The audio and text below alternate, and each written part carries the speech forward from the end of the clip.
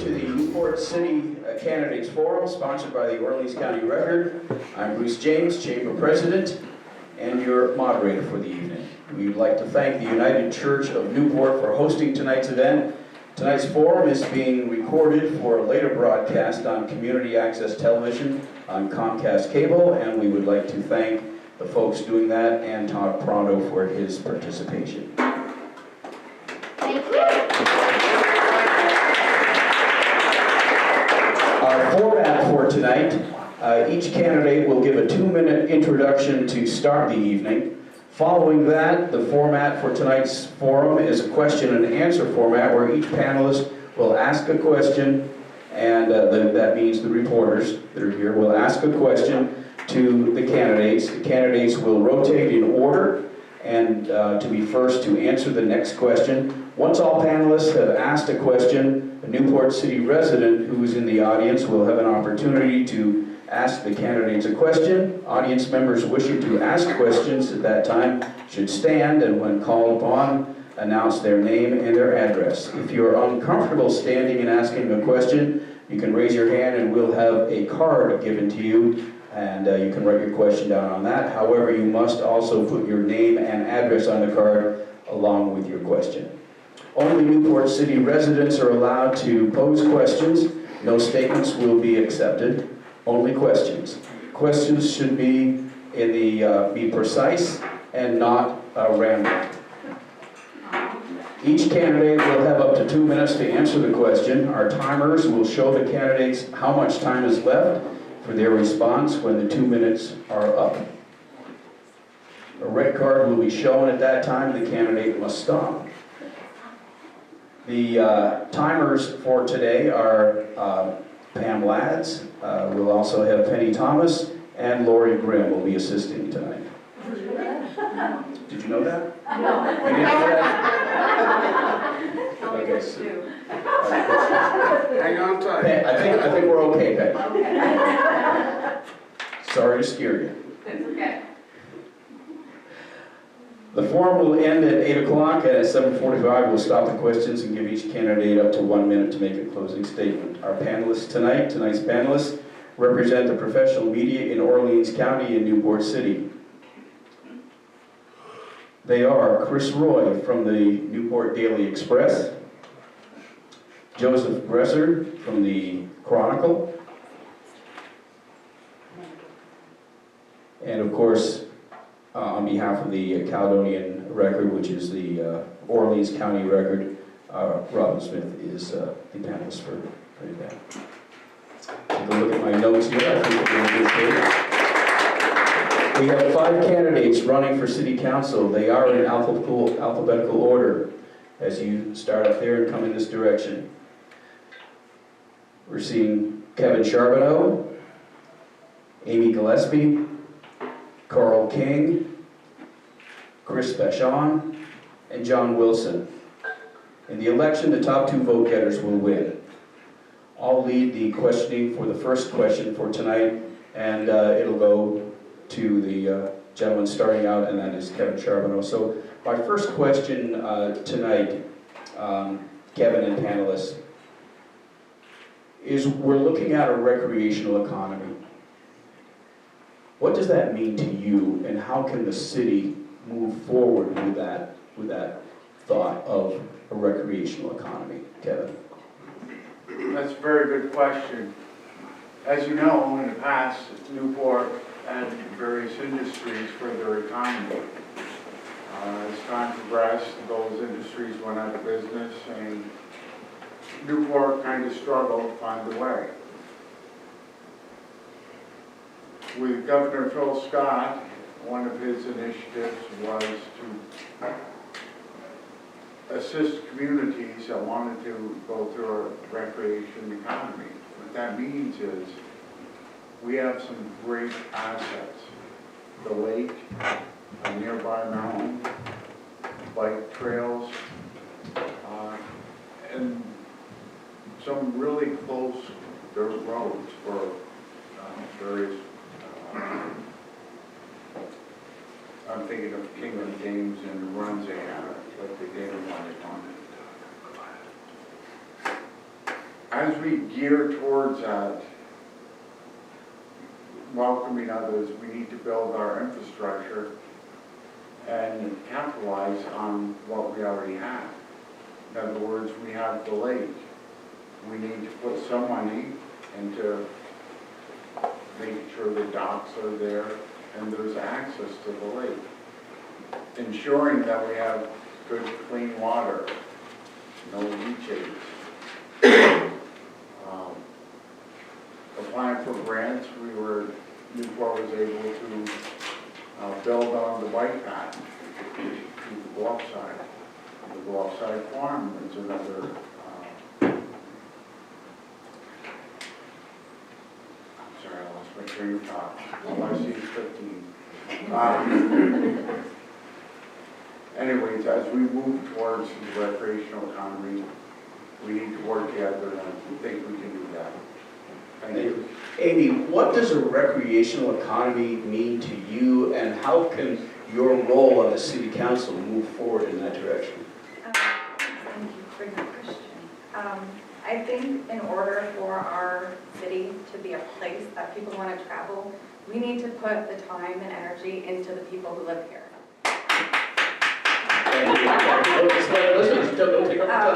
I feel like we can create a million ordinances and make new routes and ways to get people to come here. But if you're here and you don't feel a sense of community, and if you don't feel a sense of health and vibrance, then who's really going to want to come here? We need to work with what we have, like Kevin said, the lake. If you do any research into recreation and statistics, which I've done a little bit of, our lake, the fishing, the boating, that access is something I feel like we're not even developing one bit. I feel like our city can have little tiny things happen that will bring people here. For instance, I really think we could have some street art and murals and little things where people could come and take pictures just because it's awesome. Milton, the art mag thing they have in Milton Guild, they have this vibrant picture of butterfly wings, and people just go there to get pictures with butterfly wings. Little foot traffic like that, little community collaborative grassroots initiatives that might not even cost money are ways we can get people here. The ATV thing is awesome. I wanted a voice for our country, for our city, and we got that, but the ATV ordinance will allow new people to come here, and that's great. But when they come here, what are they going to find? What are they going to feel? Thank you. Hey, Carl, as a member of the city council, what are you going to do to move this recreational economy forward? First of all, how you doing? Thank you. We need to identify, first of all, what Newport as a whole wants and the direction wants to go. If we're going to go recreational, what is that going to encompass? We need to reach out to other organizations, other areas. We just can't pull from Vermont and local communities. We need to reach out to other states. If they're going to come here and spend their money, we want them to bring it here in this place. We need to make it beautiful, address the infrastructure. If we don't have good roads, they're not going to come in. Again, like with the lake, we have a beautiful selling point at that lake. But not only that, we have the trails. We have beautiful roads, back roads that offer scenic views of our mountainside and stuff like that. We need to promote that. If the people do not know we're here and we're beautiful and we're Newport nice, they're never going to want to come and be curious and enjoy it. So we do have to promote that, but at the same time, we need to go together as a community. Everybody has to go together. We just can't force it on somebody. I'd rather be kind of coddled into something than drag it and force it into something I didn't want or without enough information. So that's how I feel about that. I believe city management could be doing much more better job at promoting that. I think the beautification of the city, we're on a right track. Things are not going to happen overnight, but we certainly have to identify where we want to go with this and how we're going to do it. That's going to take everybody. The citizens, there's a lot of people, a lot of ideas, a lot of creativity. If we do not tap into that wealth, we're just going to stay stagnant, and that's how we're going to develop these ideas. And then their friends are going to hear about this, and they're going to tell them they're going to be happy and proud And then if people are gonna come here and find out what Newport is all about. So, thank you. Thank you. Chris, recreational economy, what does it mean to you? How are you going to move that forward? And does it really mean a lot to Newport? I think we have such a beautiful city. We have so many amazing assets. The lake, the mountains.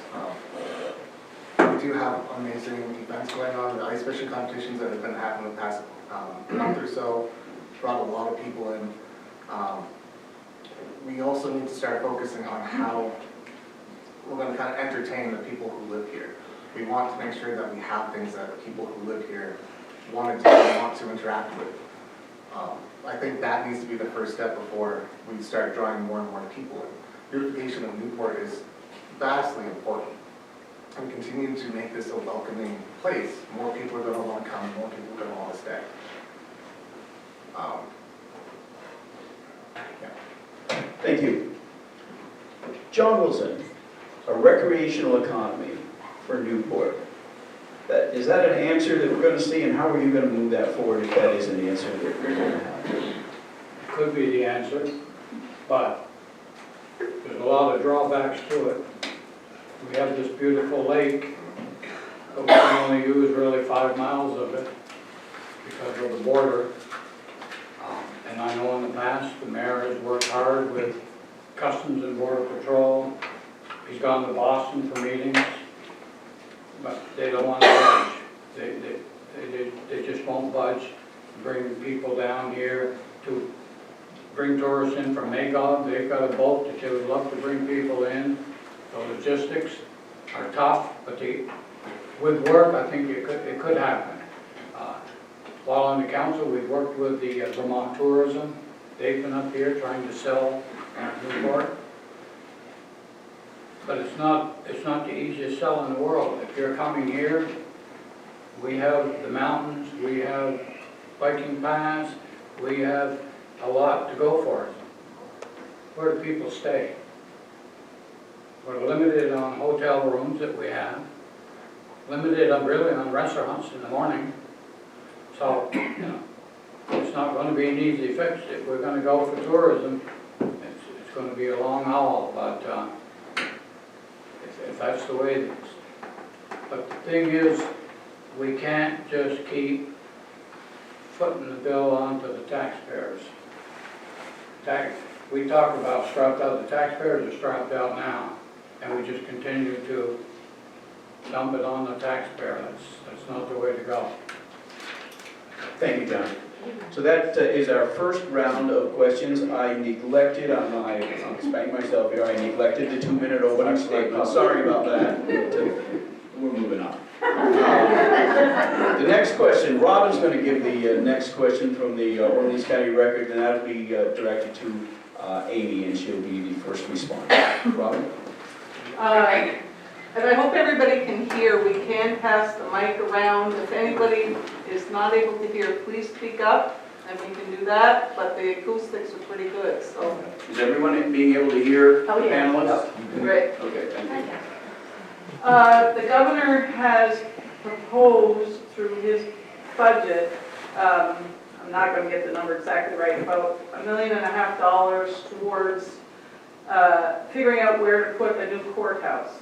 The old one isn't meeting the modern needs, and as part of that would be possibly an anchor part of a new building, which may go in one of the vacant lots downtown.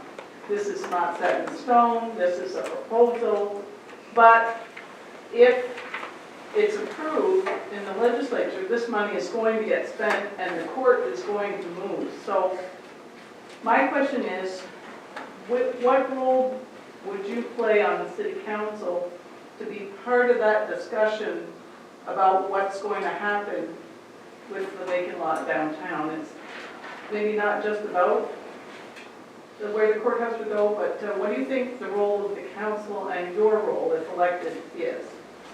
And he'll tell you who to vote. Right. Okay.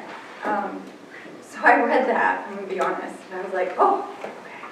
So we're gonna, not saying that they don't, deserve restorations in a safe place and everything for the courthouse, but it's just like, huh. imagine what we could do with that money to build a solid foundation for our youth. Then we wouldn't need such, extravagant courthouses. My thoughts would also, like I said, I feel like restoring, I don't know anything about money or numbers, but that architecture and that space is so beautiful. If there's a way to restore it to be safer and accommodate, the safety of the public when they're in those spaces, then that would be great. You need an anchor thing, anchor YMCA in that building. I feel like it could be better used in our city. And like I said, I don't know specifics about the courthouses. I read the article that was in the paper, and that was one thing that jumped out to me. Why can't we create something for our youth so that way the courthouses will take care of themselves a little bit? Thank you. Carl, the vacant lot on Main Street, is there a vision from you on your council, as a member of the council, on where we would want to go with that? Well, first of all, I'd like to know exactly what their full plan would be and what the other options are. I wouldn't want to get stuck with another state building that's not generating taxes, a tax revenue for the city. Also, at the same time, we're going to leave behind 2 other buildings that are going to need to be one block maintained, so on and so forth, and occupied. So we'd have to address that as well, too. I would certainly, again, want to get more information and find out what the biggest option is. We have that the state building, the Hebrew building, how much of that can be used or reformed, and have them transfer them offices over to the other buildings perhaps. We just need to know what all the logistics are to that. So I don't have enough information. I would certainly want to look into it and find out what the viable options are, certainly to bring tax revenue to the city. If we can find something more viable and fill it up quick, I would try to promote that.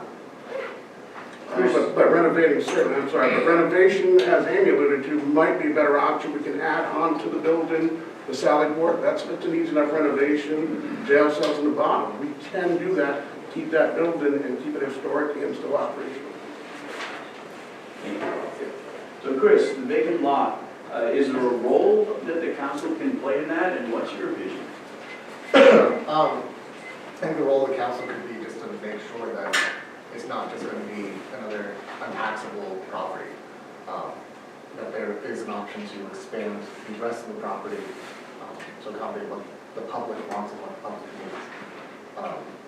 Those 2 other buildings need to be kept. Those those core buildings are just amazing. They're the icons of Newport. We drive there. They are old. I'm not sure how much it would cost to renovate those to be repurposed, to be reused. But I hope the council would have a say in what monies can be spent, what monies can be spread out to help not just that vacant lot, the experience of that courthouse, but what about the extra property there? So there going to be underground parking, because parking in Newport's an issue. We're going to have more traffic in Newport, we need more parking. We also need to keep in mind those 13 to 21-year-olds who have Friday night football games or ice fishing competitions in the winter. What are we going to do for that? Right. John, $1.5 million might be headed in our direction for a study on what will happen with the vacant lot. What's your vision, and how does that relate to position on the council?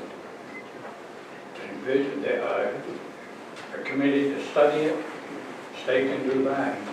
The council got to be very careful when the state offers us anything. First of all, it's going to be non-taxable, and then they'll come in with a promise of a pilot payment in lieu of taxes. They've done that in the past. When they put the prison in, it was about $110,000. Last time I was on the council, they cut it to $60,000. Not a thing you can do. The hospital was paying us so much, and then to get back into the black, they cut the pilot payment to the city. The state had come in and was going to give us the boardwalk and a $600,000 bill to fix it. So, working with our local legislators, and they're kind of the intermediaries with Montpelier, going back and forth, and finally they realized they didn't want to dump the money in to fix it, so we didn't take it. So I think the council, the first thing you gotta do is be darn careful, because they move out, you got 2 buildings here, hopefully Newport's not gonna get stuck with 2 empty buildings, or 1. And if they're on the historical registry, yeah, we're gonna sell it to somebody? Well, you gotta be careful, you can't just buy something if it's on the registry, because you can't make alterations that you want yourself. So, better tread real lightly. So some of our tax money coming back in for a study or something, you could stick it to us in the end. Is there anything you'd like to see in that vacant lot, John? Yes. Okay, thank you. No. Not for In 4 words or less, what? but some kind of business. Okay. And with the business, you can put in something like a teen center or YMCA is a pretty hefty cost, but we need business Sure. to offset all these costs. There you go. Kevin, the vacant lot has been around for the last few years. There's been all kinds of talk about what might happen to it. The governor has said that he wants to send 1.5 million or so in this direction to figure out how to help out. What are your thoughts on all that? Well, the vacant lot, as I hope everybody knows, is privately owned. It's in a receivership right now. So I don't know if it's so tied up in the courts or what is happening. $1.5 million. It's a drop in the bucket. That the property, just to buy it, would cost 2 or 3 times as much. Now, as Mr. Wilson correctly pointed out, be careful when dealing with the state. Sure, they built a state building. They made a beautiful green space around it that we can't use without their permission. They wanted to give us a boardwalk, and thankfully we have not accepted it. So with this $1.5 million, what's really going to happen? I don't know. The state can't buy the property. I don't think that's a good thing for Newport because we don't want it off the tax rolls. They seem pretty determined to build Newport. The civil court has got a lot of issues with it in terms of meeting ADA requirements. And the criminal court, even the renovations would be astronomical. They would be $3+ million. They need solid courts and way to get the prisoners out there into the court, to separate them from the public and the victims. So there's a lot to it, and it's something the city council needs to keep an eye on, as well as the city of Newport. Thank you, Kevin. Our next question is going to be from Joseph Gressifer from the Chronicle. I know that as an individual council member, you can't do something by yourself. On the other hand, there's no reason a council member can't bring a passion or an interest or an idea with them to the table. So what I would like to know is, if you were lucky enough to be elected to the council, what idea or passion would you bring and hope to persuade your colleagues to move forward? Carl, what do you think about that? Just to be clear, is it like a personal dream or something, a personal, Well, I mean, obviously, like a hope and dream, like I a have? hope and dream, for the city, but, I perfectly understand. Okay, great. Bogner offers a great opportunity for an amusement park. We talk about jobs, tourism, using our resources around here. That would bring fun, entertainment. We can incorporate that within our recreation community as well too. You can walk the boardwalk looking at the Ferris wheel, looking over the water. There's just so many things to do in that realm. Again, like I said, we can catch the Canadian, New York, New Hampshire. There's a lot of value in that idea. Great idea to pursue. Chris, what's your passion with the city council and what we will bring you to the table?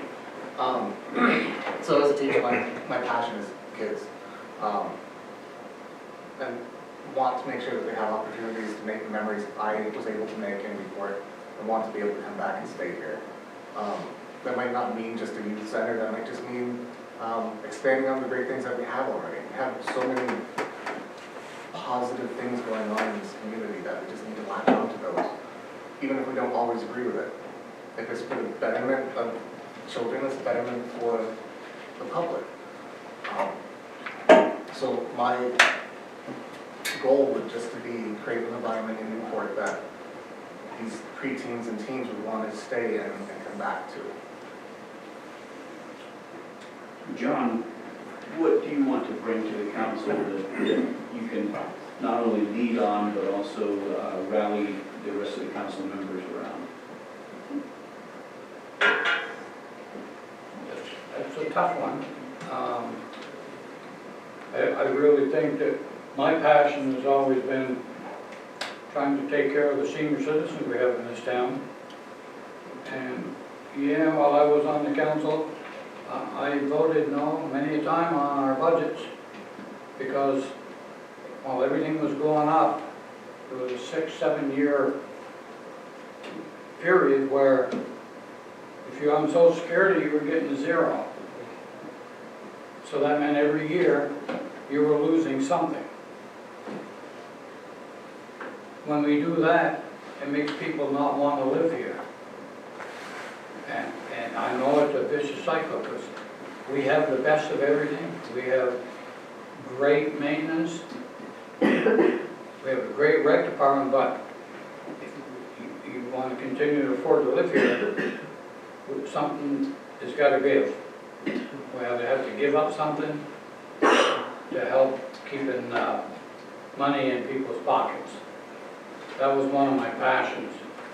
And another one was, and when I was on, and sometimes to the chagrin of the former city manager and the public works manager, where when you're retired, life is great in a way. I could drive around all day and find everything that was wrong with the city. We can laugh if a stop sign is knocked down or present them a list. And you'd be surprised that they complain a little bit, but then they go around starting to work off that list. You know, if you're driving in and a sign that's on the old Newberry building for a street is tipped like that, that's not impressive to anybody that wants to come to Newport. So I know they disliked it, but I continued to do it. And if I get back on the council, I've got pen, paper, and all kinds of time to do this. My passion is Newport. And if Newport doesn't look good, we're not going to bring anybody into the town. Thank you, John. Speaking of senior citizens, I don't know about the rest of you, but I went to bed one night and woke up a senior citizen the next day. That's how it feels. Yes. Kevin, what passion are you going to bring to the council, and what can you do to rally your fellow councilors around to make that passion come true? Rally the fellow councilors. Hurting hearts. One thing I'm passionate about, I was in public safety.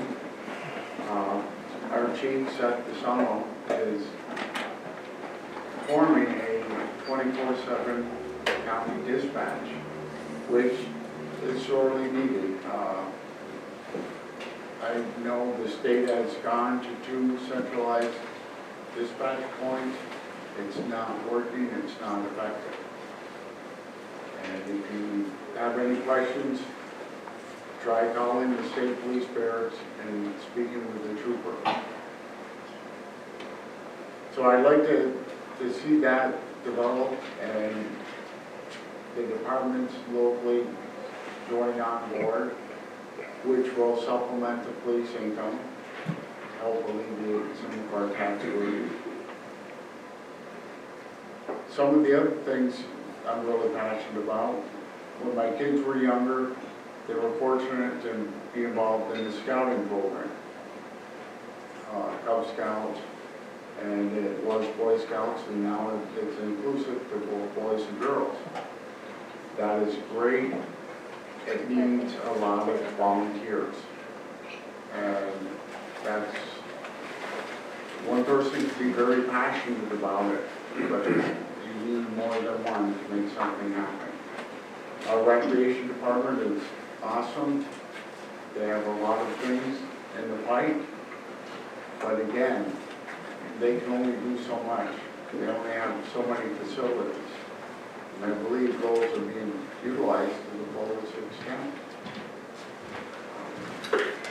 Right now, Newport's going to require more citizens. Thank you. Amy, you're ready to bring a lot of passion to the city council, I hear. Oh, yes. What's that passion going to be like? Oh, goodness. Okay.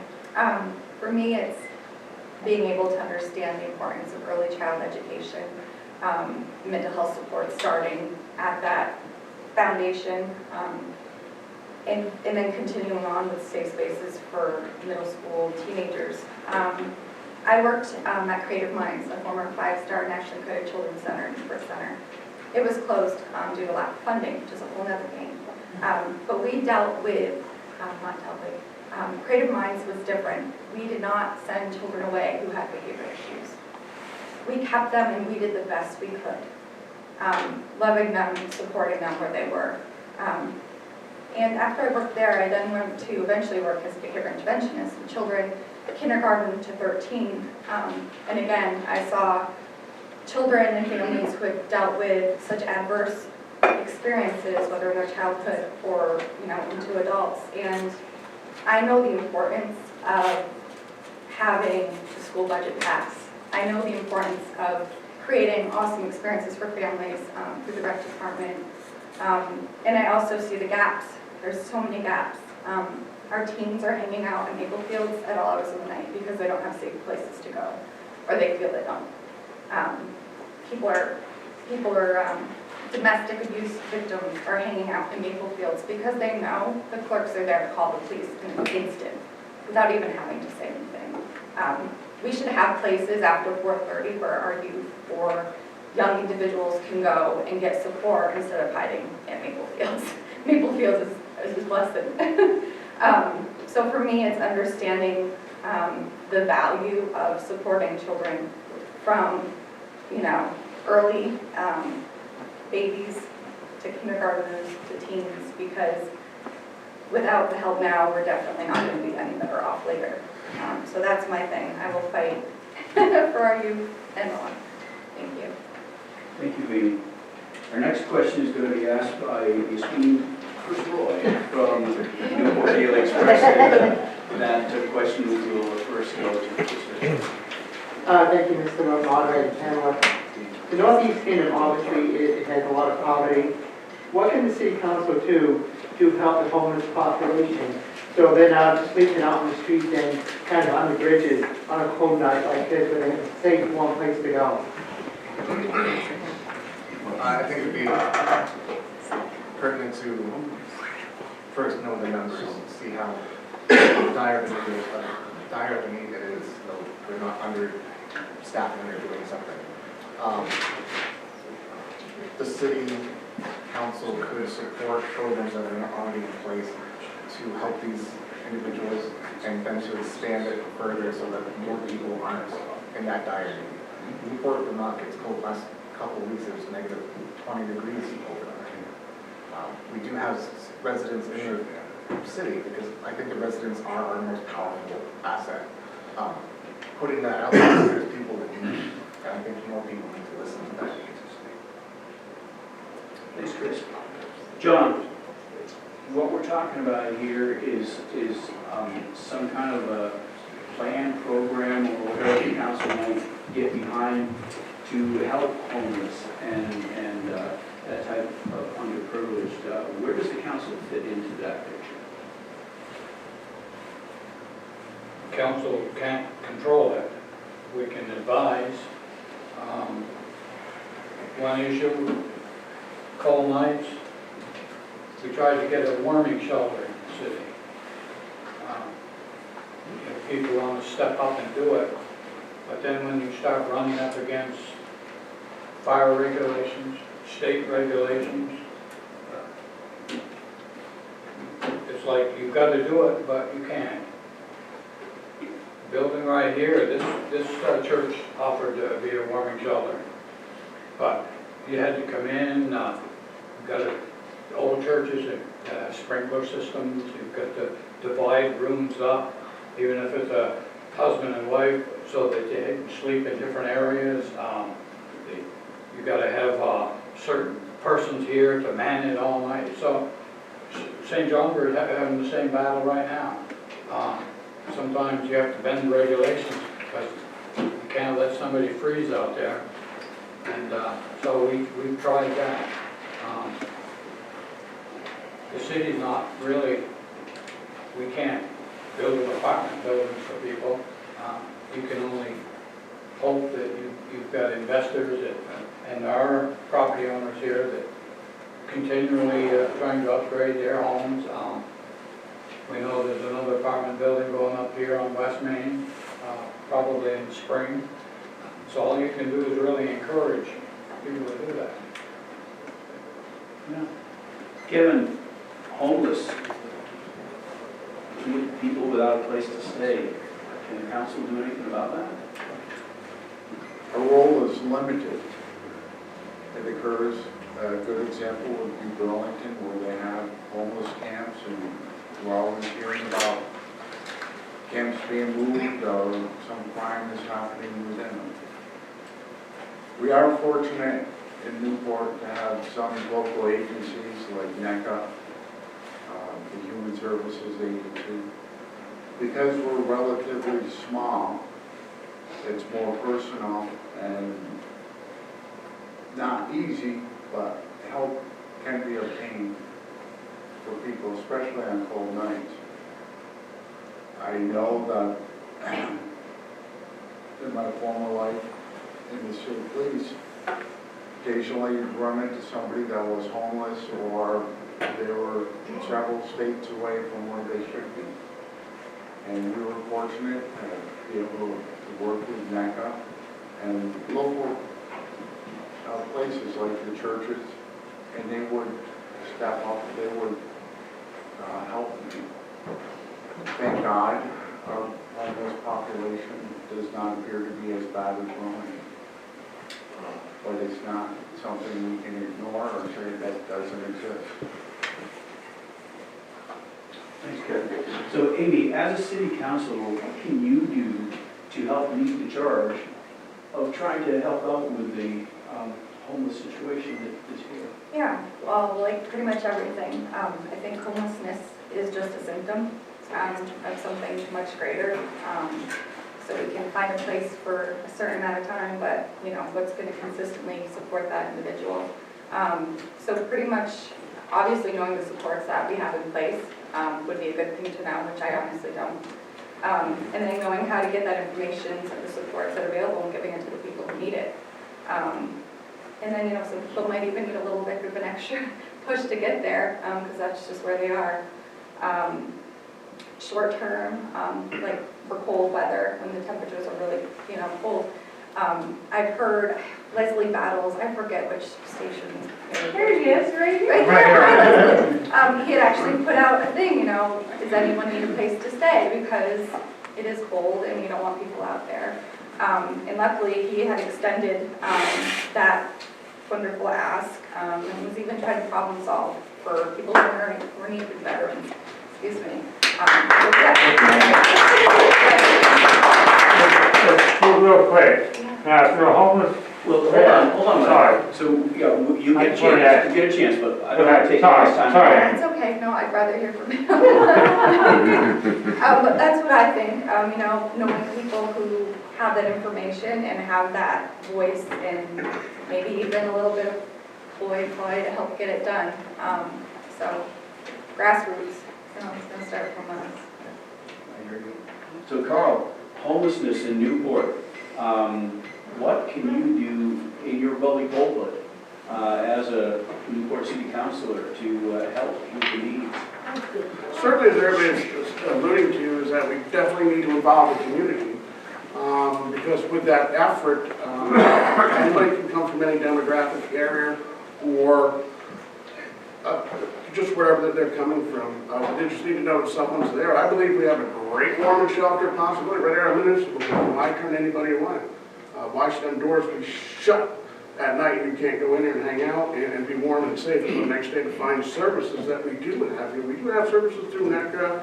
We can get people to donate to an account to the Newport City Motel, and we can have a community hotel room. If someone comes in and needs real help, that's an availability. Again, like grassroots, it takes that little bit of money from each person. We can provide a living, an arrangement for somebody that will possibly help lives, change lives, or save lives. So that's how we feel. And worst comes to worst, put them in a municipal building. That's what we're supposed to do. You know, take care of our own until we can set them off. Otherwise, they're going to come here and say, hey, this town's bunk. They don't want to help nobody, and that's the message they're going to put out. So if we want Newport nice, we want to welcome somebody, we're going to help. Thank you. There's a movement in the Downtown Development Corporation to expand our marketing to get to as many people as possible from across the border to come here. One of the things that we're seeing in these committee meetings is we need more here for people to come and be a part of and enjoy. So I'm going to start with John Wilson, who's the next on this list here. John, what can the City Council or you as a leader do to move forward, and how do you feel about the cross-border economic movement that we might be able to bring here? In other words, we can go out and market Newport as the place to come. When they get here, we gotta do something. That's only 5 questions. Yeah. You can choose anyone you want. Well, we've worked with agencies, even with the council, on cross-border, letting them know what's going on in the area. We've invited, on occasion, the mayor of Stanley to come down for events. I personally would like to say that on Remembrance Day, which is our Veterans Day, I assist by going up to the Canadian Legion and talking to the Canadians about what Remembrance Day is all about. There's one little difficult issue though. The money exchange is not in the Canadian favor to come down. Yet, our own businesses don't help in that our gas is 25 cents a gallon more than right in Lindenville, 35 miles away. We have a collective audience right here, and we're not going to drive that far. So the Canadians, it's still a bargain for them to come over and buy that, but the exchange kills, it really does. I know some of the local businesses that certain days will have Canadian money accepted at par. That's a good deal. But just like it before, to come down here, it did help at one time. We had a couple of years where we had little signs in windows because we had people that could speak some French. Trust me, that really helps. Even if it's not the greatest French in the world, you make that attempt, they like that, and then they'll continue to be friendly. True. Kevin, what can Newport City Council do to help that cross-border trade and to get people come here? And is marketing like that a good idea? I think marketing is a part of it. Fortunately, we have some really good businesses, for example, the east side, which draws a lot of Canadian traffic, both vehicles and in this summertime boaters. What we as a city council can do is support our businesses. Try to get things that'll make doing business in Newport more profitable and more attractive to our northern neighbors. We could also have policies that, don't piss them off, like dumping leachates in the lake. When, thousands upon thousands of Canadians get very upset, and rightfully so, that puts a bad taste in their mouth. But I think if we as a community support our businesses, try to do activities such as having snowmobilers or ATVs, increase it in the downtimes, maybe they can expand and draw more traffic. Thanks, Kevin. So Amy, this cross-border economy that might be able to be drawn in this direction, what can you do on the city council and as a community leader to help that project? Well, it's a funny thing you ask. I actually used to try to get out of Newport. I went across the border to high school at Stansted College. And for some reason, even in my youth, I felt like we didn't have anything here. So going across the border was pretty cool. It get a little boring after a while. I did it for a few years. So I'm thinking, I'm like, okay, well, we go there because there's, the zoo and there's all these different fun things. Why would they want to come here? What do we have here that's going to draw them in? They're so close to the border. I don't know. I'm kind of, we're going to have the splash pad. We have excellent restaurants. We need to have activities and events, I feel, that's going to really create that, that bond across the border. Maybe even, some French culture coming over to share. Stansted College has the most diverse community of students who would be awesome to invite to come over and to share their different cultures. Being there myself for 4 years was totally mind-blowing. It was an eye-opening experience. Not every day you get to hang out with people from China or Japan or Mexico. And that was my norm every day. I think we could create a unique bond with the college, for one, Stansted College, because that's a group of diverse people we could have come. I'm not sure. I feel like, having a little bit more French and the availability to have people speak French. I was one credit away from my minor in French, but that is a whole other different story. But I feel like it would be something to build on. It's just kind of connecting to what exactly. Yeah. So Carl, this cross-border economy that we're talking about and having folks come here, is it part of the responsibility of the council to help move that in that direction? Absolutely, that they are our neighbor. And we want to have that economy inclusive into ours. So we have to have something to draw them in.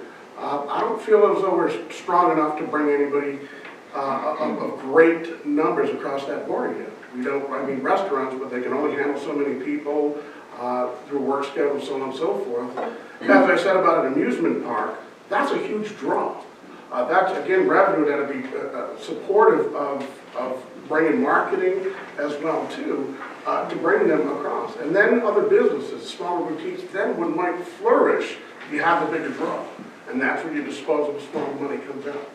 So that's something you explore as a... Definitely, we have to bring something of a bigger business. A flower shop in Newport is not bringing anybody across the border. It's not bringing anybody out of their house, hardly. They're going to Amazon and doing it offline. So we need to bring physical people here physically. And it's going to be our recreation. It's going to be sports. We got fields. Let's do fields, bring over international teams. So on and so forth. Events, festivals. Certainly it's got to be a big draw. Something fun. That's where disposable money is at. Sure. So Chris, how important are events and festivals in bringing a wider audience to Newport, and what would you do as city council to help make that happen? I think having more people come into our community is the most important thing for us. More people come here, more people can spread the word of all the great things we have. We have a great cultural scene kind of growing out in Newport that we can expand on.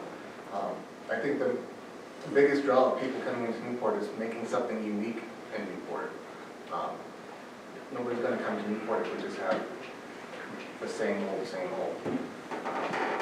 As a council person, maybe I could expand or support the expansion of the gateway, welcoming that one pathway for my community to come over and enjoy what we have to provide them. I hear you. Robin Smith is next in our questioning panel, and her question will go to Kevin. As a member of the council,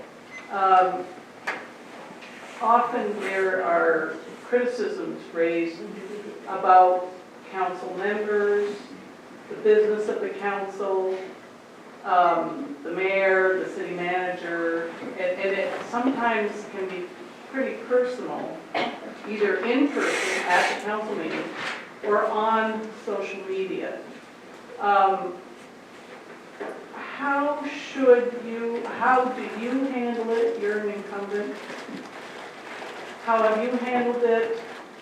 How do you think the council and the administration and the mayor should handle criticism when it comes, whether it's justified or not? That's an objective, a subjective thing. It's just how do you handle criticism? I can't speak for others. I'll speak for myself. Part of my job, actually a large part of my job at the high school, is doing bullying and harassment investigations. 90% of those are through social media, Snapchat, Instagram, there's probably a dozen apps that the kids know about. And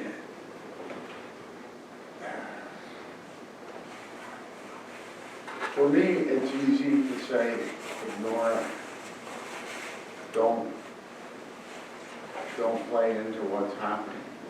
As a matter of fact, my cell phone died 4 or 5 days ago. I have no idea what's happening in the world. Don't care. But on the city council, I think it's important to be able to work with people. Not immediately take offense to whatever is being said. And try not to be offensive when you're talking to others. It's very easy, I think it is, to have a dialogue with somebody, and even if you have differing viewpoints. I worked in the state police many, many times. We would go to situations by ourselves. And if you can't deal and work with people, you're going to be hurt. And I think it's something that unfortunately is being lost on our youth today. Thanks, Kevin. Thank you. So, Amy, how do you feel about that? Wow, I'm glad you My question was very simple. I feel like, although it would be a wonderful thing if we could go to city council meetings and expect an answer, instead of, a hope next thing on the agenda. I think in order for us to have dialogues and be able to talk to people about things that are happening, there has to be accountability to what somebody's saying to you. If somebody is calling you out for some type of mishap and there is a fact-based and public knowledge behind it, then you should be held accountable. It shouldn't be like you're, I've come to the city council meeting today to talk about something on something street. All right, thank you very much. There's no accountability. There's no, no connection. You're basically talking to people who most of the time don't even feel like they're connected to the community at all. I feel like if you're sending emails to people on the council or, you know, the mayor, city manager in general, there should be a response, whether they agree with you or not. Tolerance, I think that is right. And I believe in transparency and letting public knowledge be exposed. That's my thing. Thank you. And Carl, how are you going to, as a counselor, how are you going to deal with that respect factor that social media now brings to the forefront? Well, certainly with the council, the whole point is to have four, in the numbers here, four beings with different views, but also fighting for the same thing, and that's the city. Now, if we remove our personal views on other people, so on and so forth, and we'll see that we're here to concentrate on Newport business and nothing else but. At the same time, on the council, or as human beings, we need to use empathy and validation. That's how we reach out. That's how we connect as human beings. And if I don't feel like you understand me or want to hear me, then we have a disconnect. Same thing in the council. If it's going to be council says this and the city does that, that's not an inclusive city. It should be a fine balance, and there should be, again, accountability. That council certainly has the ability to say, Mr. Mayor, or so on and so forth, there are certain things that we don't want to be happening representing our city. Censorship. Thank you. Thank you, Carl. Chris, what are your thoughts on that? Excuse me. I think it's really important to be able to compartmentalize and not take it personally. It's not an attack on you, it's an attack on maybe your opinion or your views. I think the other important thing is to be approachable enough to have somebody who's totally against you approach you and say, okay, this is my thought, what's yours, what can we do from here? Around the social media aspect, I try to tend to avoid it because there's often too many voices coming from too many directions. And we need to be able to just have that face-to-face because then it can't be misinterpreted. Thank you. John, we've seen that in today's world with the social media, opinions can be and statements can be made instantly and received instantly, and sometimes they're taken in the wrong way. Sometimes they're really a lightning bolt.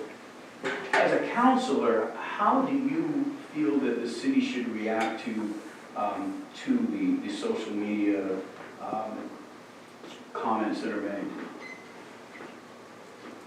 Well, when I was on the council, first thing, I think the council could be a little bit more tolerant towards the public and let them express themselves. There was a time when we used to have the public speak at the end of the meeting. I convinced the mayor and the rest of the council it was crap.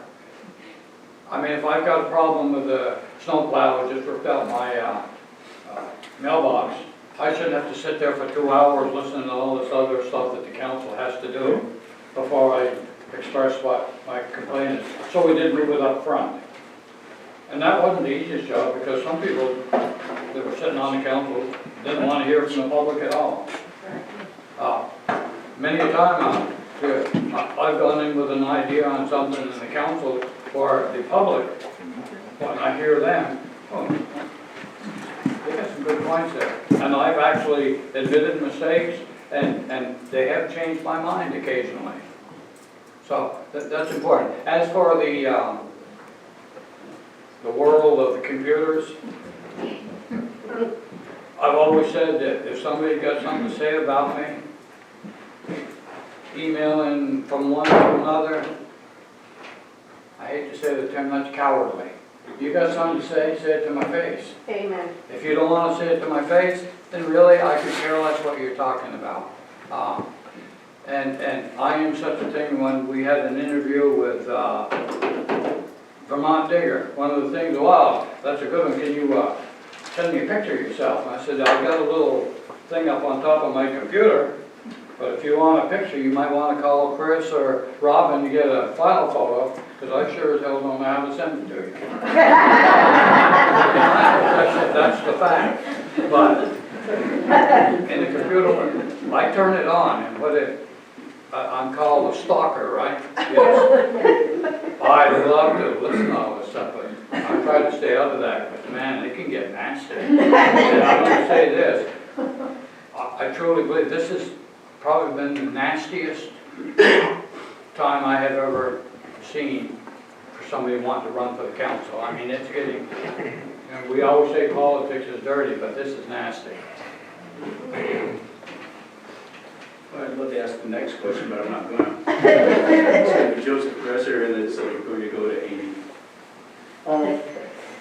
Actually, this in a way does take off from what you just said, Mr. Woodson. It doesn't take a mathematical genius to see that council members are, and other decisions, the election of council members and other decisions are made by an increasingly small number of people in this community. I think the last round, the person who won barely had more than 10% of the people on the checklist voting for them. Why do you think people are not participating in the political process? And what, as a council member, can you do to encourage people to participate more? Or in the event that you don't think people should participate, I'd like to hear about that too. Thank you, Joe. I believe that a lot of people aren't participating because they think their voices don't matter. I think people are just so used to sitting back and saying, okay, yep, this is the status quo, we're going along with it. But I think if people knew what was really happening, like myself, they would be inspired to stand up. Maybe not run for city council, but at least, support something different and a change. And I actually really am hoping between now and the voting that we could maybe have some registration places that people can go. It takes only a couple seconds online usually to get registered. Even if it means going door to door, I don't know if I'll be able to do that when the kids are so sick, but some type of event like that. I actually reached out to the high school too and was seeing what we could possibly do for the voters there to maybe get included, or at least, see that it can be anybody, it can be a stay-at-home mom, it can be whoever who can stand up for themselves and for their community. Carl, what can we do to have more involvement, citizen involvement, and get more people active? Certainly comes down to the more you know, the more we're going to grow. A lot of people relate the national elections to our local elections, and they're completely 100% way off. The vote matters here 100%, and that's what scares them off. For lack of knowledge, our people have perished, so to speak. And the whole point is to get the information out, and without the dissemination of accurate information to the people, they will not have anything to hope to vote. So like Mamie said, we need to have voter registration areas. Online, a lot of people don't work, like Mr. Wilson said, online, they don't work with computers a lot. You can simply go out there and register online. But to get the information out and to let them know that their vote does count directly here at the community, the town level where it should count, and then we move on up. We shake up Newport, and then we let Newport shake up the world. Chris, what are your thoughts? So one of the reasons I'm wanting to run is I felt that my voice wasn't being heard on the board. As somebody with a young family, no offense to the council members, I'm not that old yet. I want to make sure that my voice is heard and maybe open up more gateways for young professionals, young families in Newport to have a gateway and somebody to talk to. Because the power of a council person is only as powerful as the people who are behind them and the people who are being listened to. Thank you. John, bringing more people out to vote, being more responsive to the people, what are your thoughts on that? How's that working? Well, I've been on the council in 2 years, and I have more people talk to me every day with problems. But what do I have to do to get this solved. And I'll give them the best answer in the world. Sometimes it comes down to, wow, you're going to have to call City Hall. And it's amazing. Oh, okay, forget it. It's like people don't want to talk to City Hall anymore. I think people come to me, and this was over some water and sewer issues. Well, I called and I'll say, I'd never like to use the name, but I was hung up on by the city manager. What should I do? I know what I do. Well, I can't tell them go up there and start protesting until they bring the police up. But people out there don't want to talk to City Hall. And it's really bad. They talk to me all the time. And even when I was on the council, they had a question. So are you saying, John, that you think that people should be able to talk to City Hall, or are you saying that they just don't want to? Yeah. So when can we ask questions? City Hall Because if works this is for the about City voters. Hall, I'd like to be able to ask some Hold questions. on. Is that John? City Hall works for the voters. I mean, they're the ones that pay all the salaries. And when we're up in that area where I don't have time to talk to you, and they'll talk to their friends and all that, and it just, there's such a divide in the city right now, it's just really pathetic.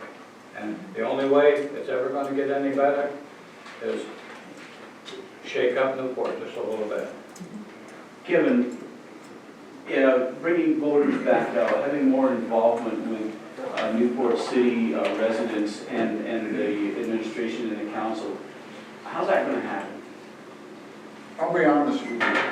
If I knew how to get more people off the vote, increase the voting percentages, I'm sure nationally I would be a much sought after commodity. The truth of the matter is, we've done everything we could except to put a ballot in somebody's hand and a pen and a pencil. Mr. Johnson, is there a same-day voter registration? Yes, it is. Same-day voter registration, so you can walk in the polls, be registered and vote. If you're busy that day, you can call or stop by the town clerk. They will mail you an absentee ballot. And quite frankly, I mean, our city government is really wonderful, and I can't imagine why more people aren't active in it. It's just full of love.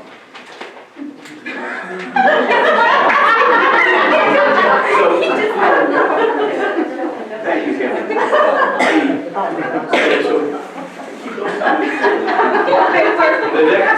So here's what I'm saying here. The next question is going to come from Chris Roy, and following that, we're going to go to the audience. Thank you. And yeah, you're welcome. And if we, and so in order to choose from the audience, you're going to have to stand up, and then I will select. I'm sure there'll be 3 or 4 people standing up, and we'll just go down that road, okay? So at this point, it's Chris Roy's question, and yes, Amy. Can we maybe have a bathroom break in between the, I drink way too much tea.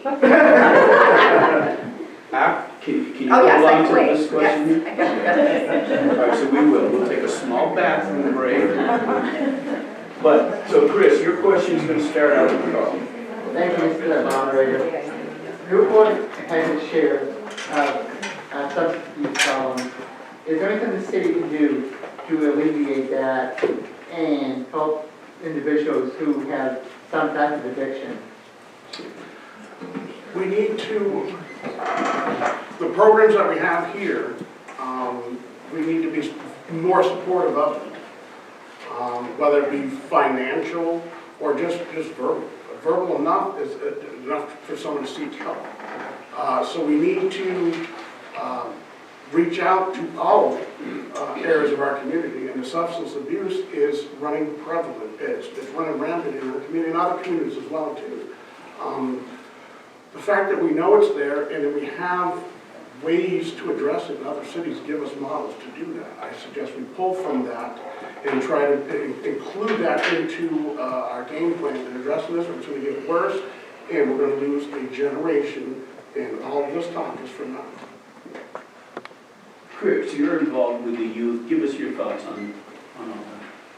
I don't think the city council can provide the answer. I think what they can do is support what's out there already.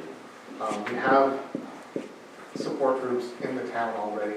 They're doing amazing, wonderful things. I think supporting, going back to that 13 to 21 age where those kids have nothing else to do but get themselves in trouble. We're supporting that group. We can support the opioid crisis in another way. John, opioid crisis, drugs in the community, what can the city council do to, or you as a leader in the Chris, city? pretty well hidden.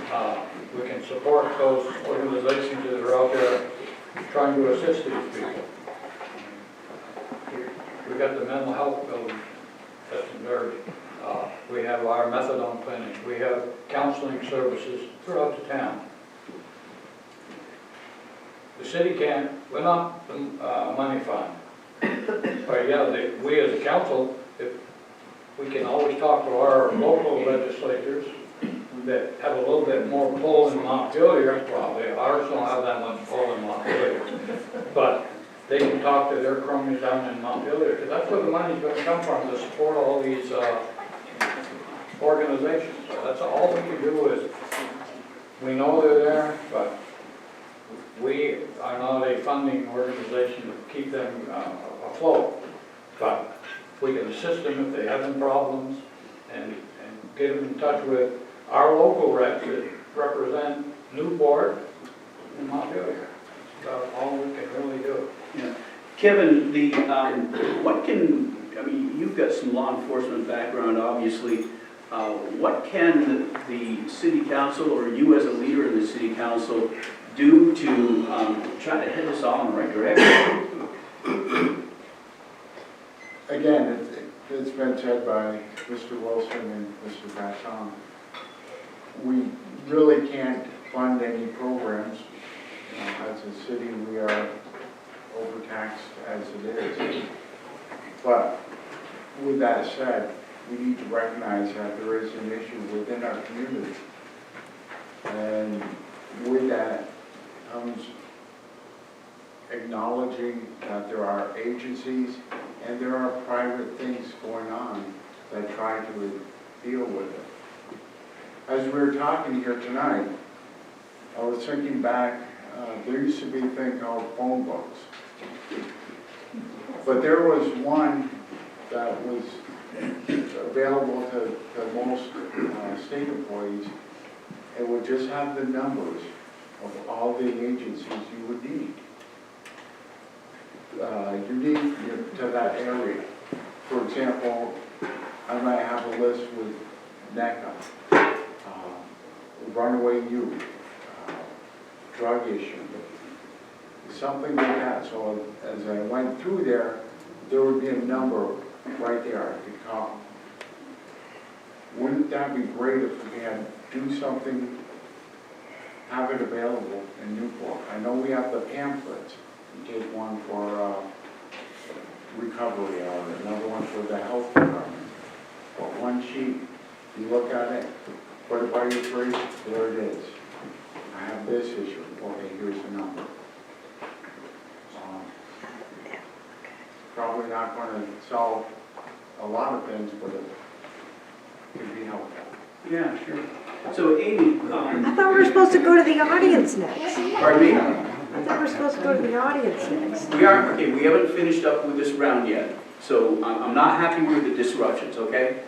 So if you want to stay, follow the rules. Oh, I didn't get a list. Okay, Amy? All right, so in order for substance abuse issues to even be considered to be supported in our communities, we need to break the stigma that's all around the substance abuse issues. In my time of reading about different adverse experiences that people face, the more likelihood, okay, sorry, back up. adverse childhood experiences, or ACEs, are things that can happen during one's childhood, different traumas such as sexual abuse, domestic abuse, different types, a loss of a family member, different things that happen in our lives create more predispositions to be addicted to different, have substance abuse issues, sorry. To me, the substance abuse issues is another symptom of poor mental health supports. People who have had, endless adverse childhood experiences aren't always given or learned or taught the most positive coping mechanisms. People initially will do what feels good to them or helps them feel numb. Some people do yoga, some people do other forms of exercise, or maybe have a glass of wine at the end of the day. Some people do heroin. Some people snort coke. Those are our reality in our community. And until we can see that the addict on the corner who is tripping and he is not wanting to be on drugs, he is just wanting to feel better, Until we can understand what substance abuse is, the pamphlets, which are there and helpful, aren't going to make that person call that number. The Journey to Recovery Center, they are awesome individuals, but do you want to walk into a place that's only for addiction help? No, because it's a stigma. Nobody wants to have substance abuse issues. Nobody wakes up in the morning saying, oh my goodness, how can I make my whole world, family, loved ones, live on the edge of their seats that I'm going to die, right? Nobody signs up for that. To me, in order for us to help the substance abuse issues in Newport, we need to see it as just something that we need to help people with instead of put them down for. Yeah, thank you. That's what I got. Thank you. So that concludes our two rounds from the panelists. We're going to take a short bathroom break by request. And so we'll do 5 minutes for that, and then we'll come back and have questions from the audience. Thank you.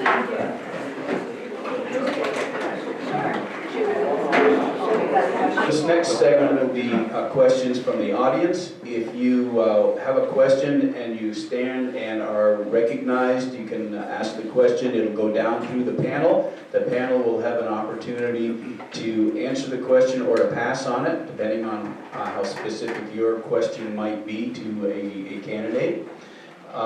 If you feel uncomfortable about standing and asking a question, Lori has some cards, and Vanna White has some cards over here. And, you can write your question down and put your name and your address on it too, to verify that you're eligible.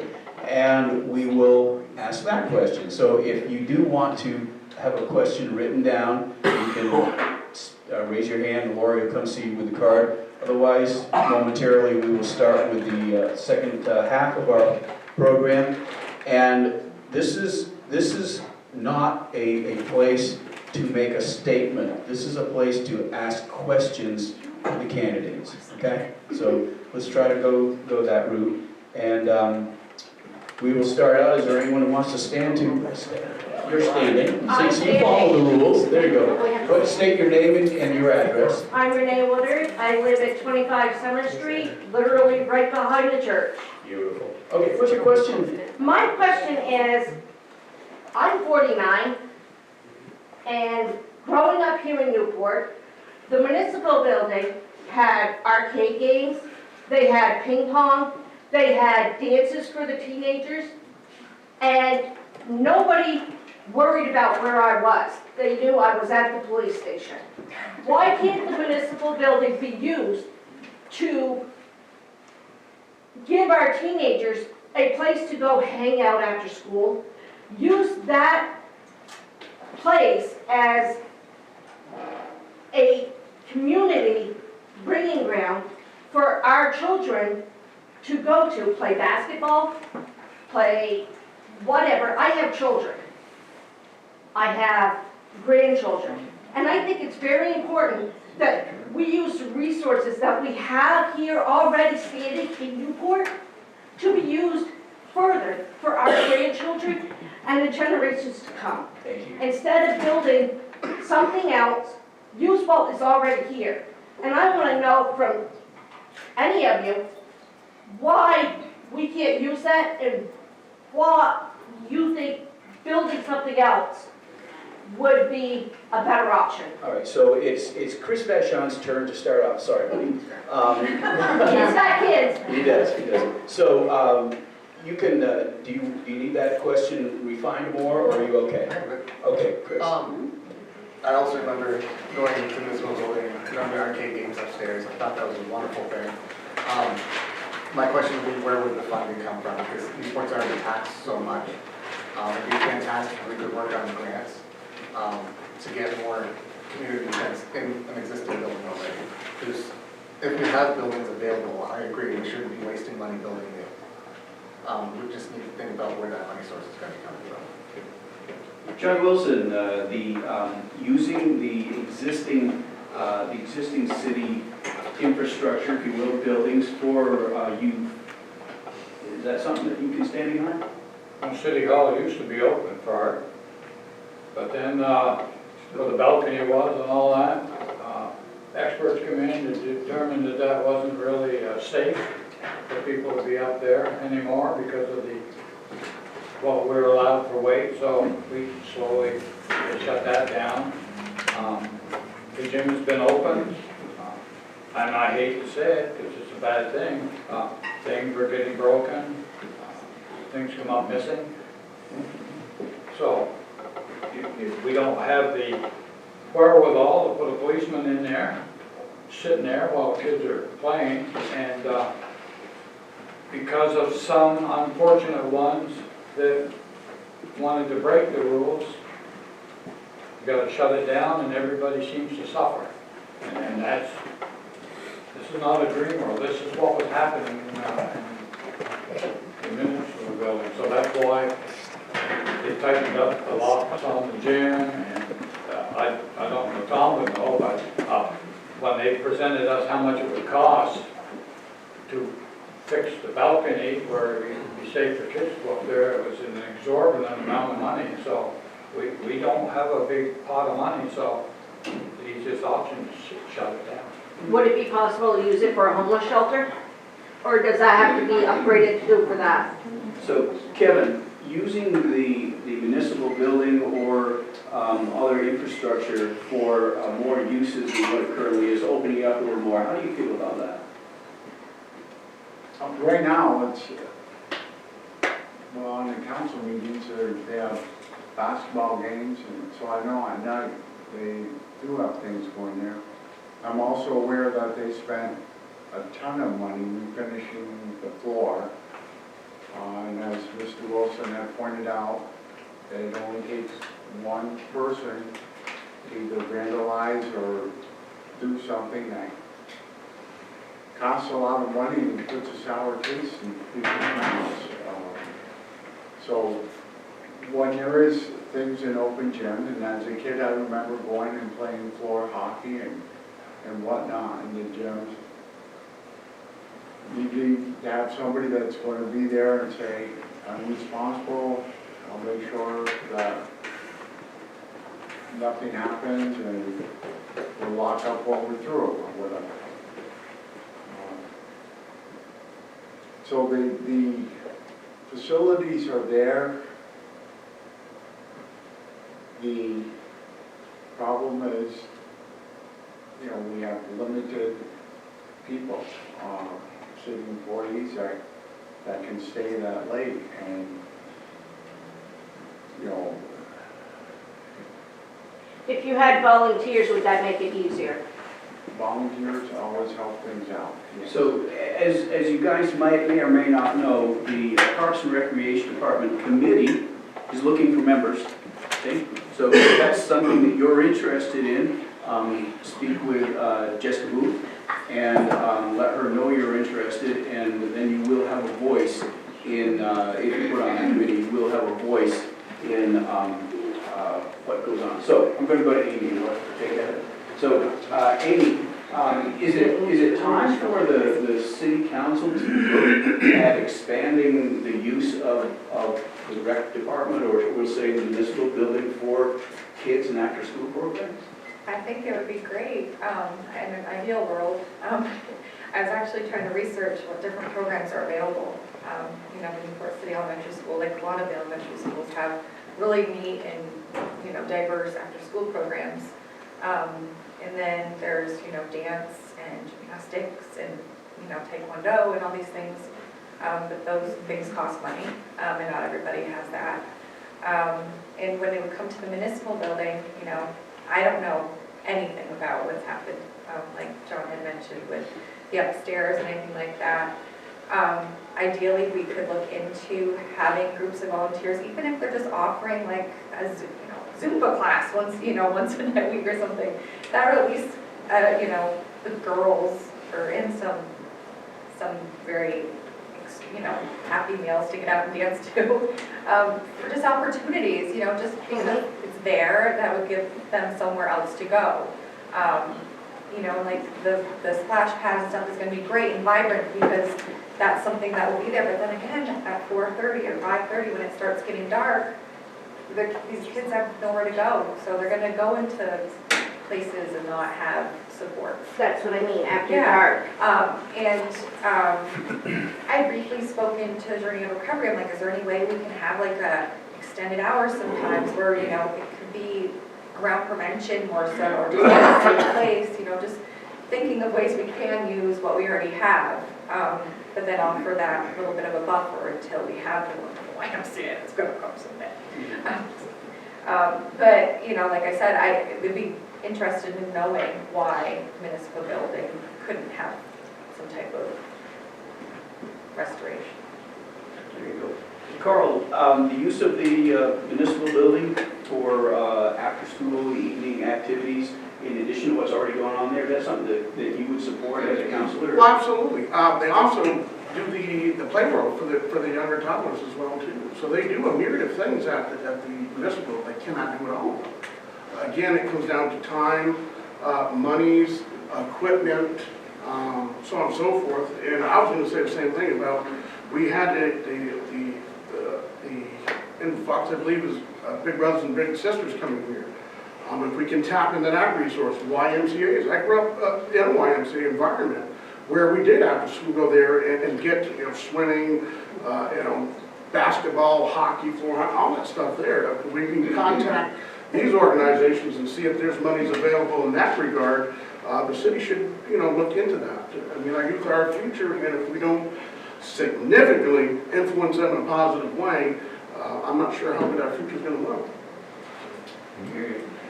Yes. She got up before you did. Okay, I have a two-part question. Your name The and first your part is address. for Chris and the rest is for Your everyone. address. I'm Ruth Stroud, 152 Contact Street. Thank you.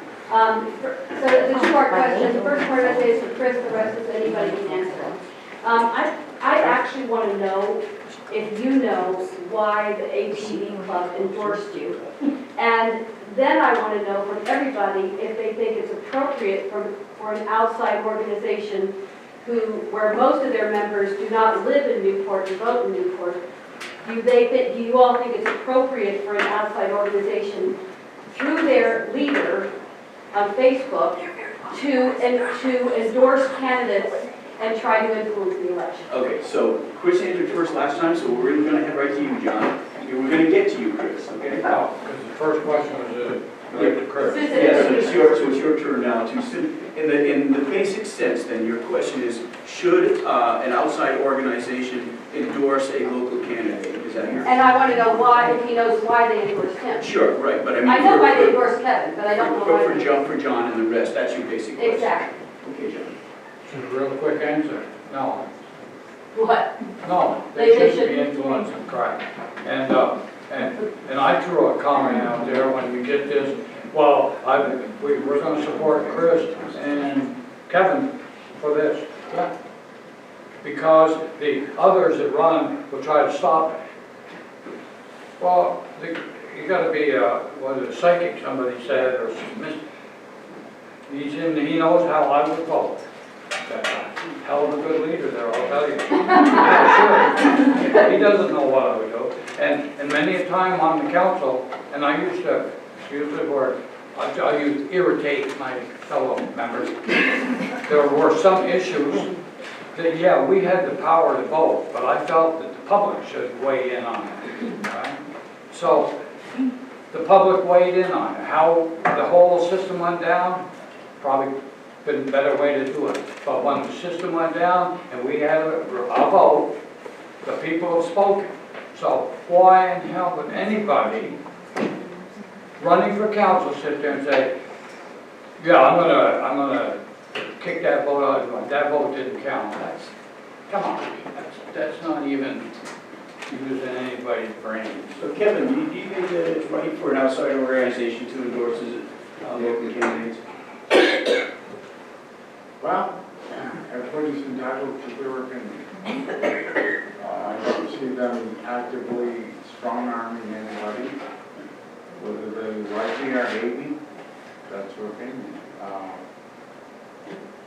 The people I've spoke with in Newport, there's quite a few people from considerably younger, but they're my age, that are looking forward to having the opportunity to drive their side-by-sides in Newport. So I don't, perhaps they spoke good things. Amy, what's your idea on that?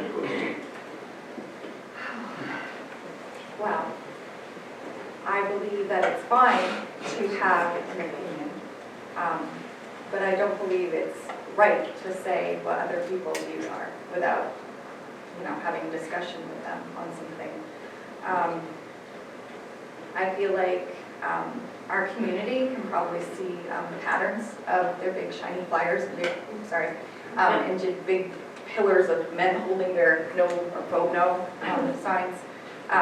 That just scared me, to be honest. I had to take a few deep breaths. Then there was people outside trying to, teach a little bit about what was happening, and at least they were humanly connected. So that was something. I feel like everyone is entitled to their opinion. I was just concerned because I didn't even know if either of you knew what was happening.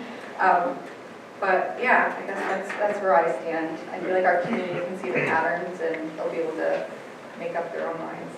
Carl, outside influence, that's what we're really talking about with this basic question. Yes. I agree that there's definitely been some meddling going on. Certainly, I would question, say this real quick about the voting. I would question why we're letting people vote without showing their IDs that they're voting in the community. For one, I'd like to see that happen on voting day. Secondary to that is like the Russian meddling with, we're seeing this on TV, people are emulating and practicing these things. And it would certainly appear to be, with how the ordinance was brought about, that the two named candidates would steal and lock in the council and would never have any more control of that council. Thank you. So Chris, why do you think they endorsed you? I've been going to city council meetings since, I think, kind of July or August. I think part of it is I've been visible. I was there when they had the big meeting in the municipal building, and I was talking to some of them. My assumption is that my name got spread that way. I know some of the members there. Speaking for their president, well, I can't speak for them. I try to be an optimist. I'm hoping what he's doing is trying to promote the Newport residents to come out and vote. Now, putting my name on it with limited interaction, I can't speak for it. So. Did you give them approval to use your name? Just talking to them. Yes. But Do you have an alibi? Okay, we've got time for one more question. What was the, I didn't hear his response to I your had one. question. Is there a quick alibi from the council here or the committee here?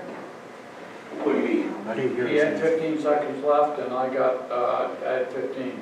I had one other comment on outside influence. Influence? Yes. You 10 seconds or less? Yes, when we did the snowmobile ordinance and we brought them into the city, we were handed a petition with about 150 signatures on it. of which 30 were from Newport.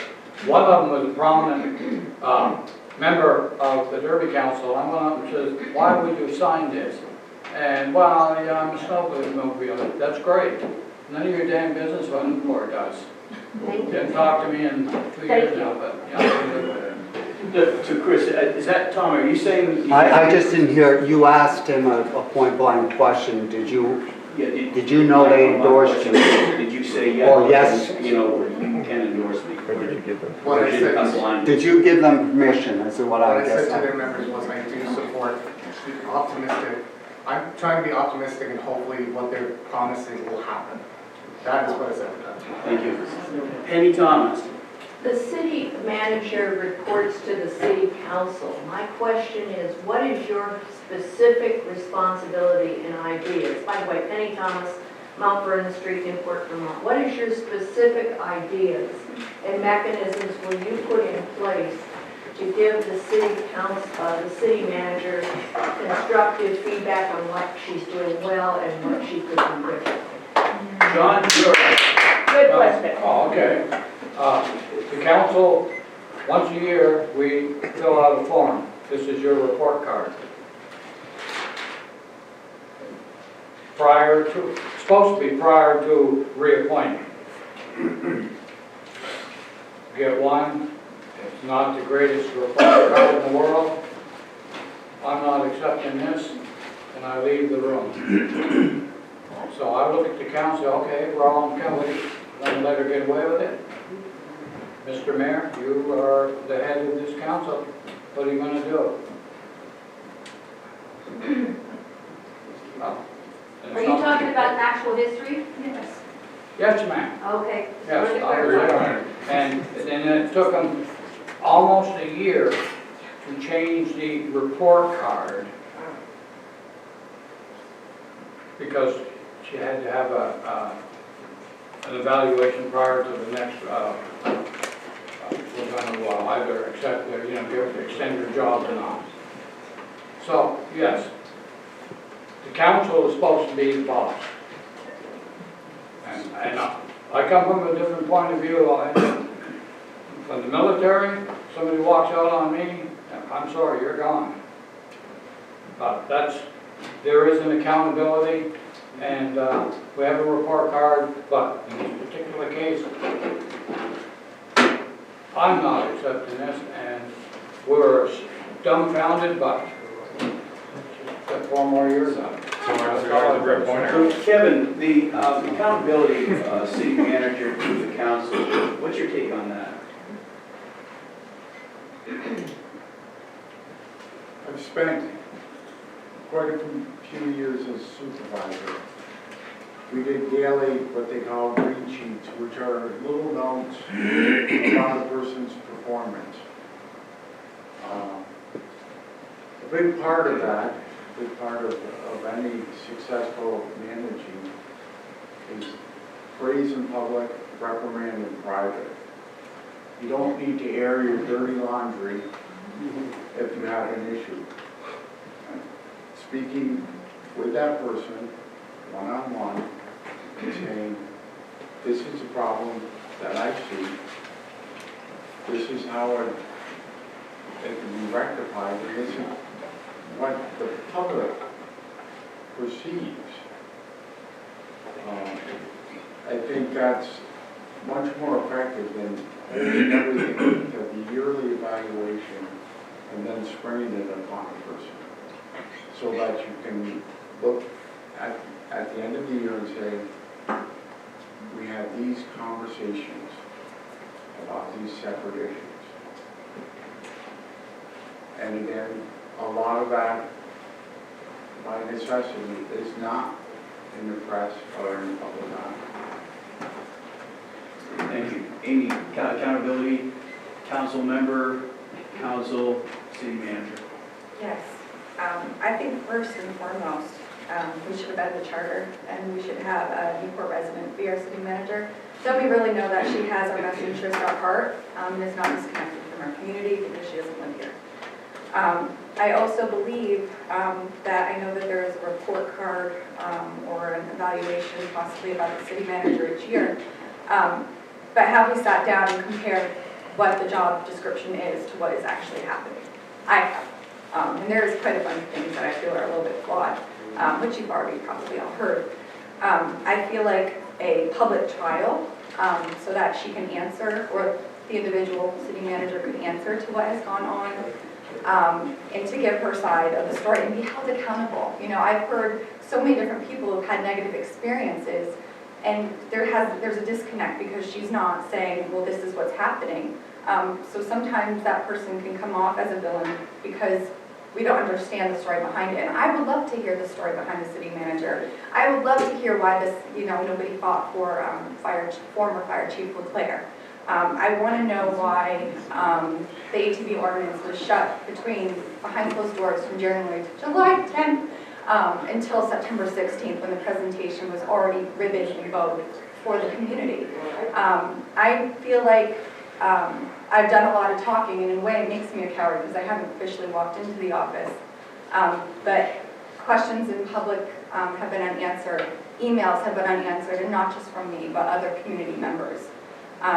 So I feel like having, you know, the person held accountable for what's happened, because, you know, it's good and dandy if there's things happening behind the scenes, but when there's nothing coming of it every single time, then it's not fair.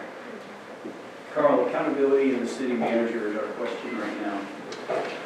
The power is to the people, and the people elect the council to wield that power and to represent them in that power.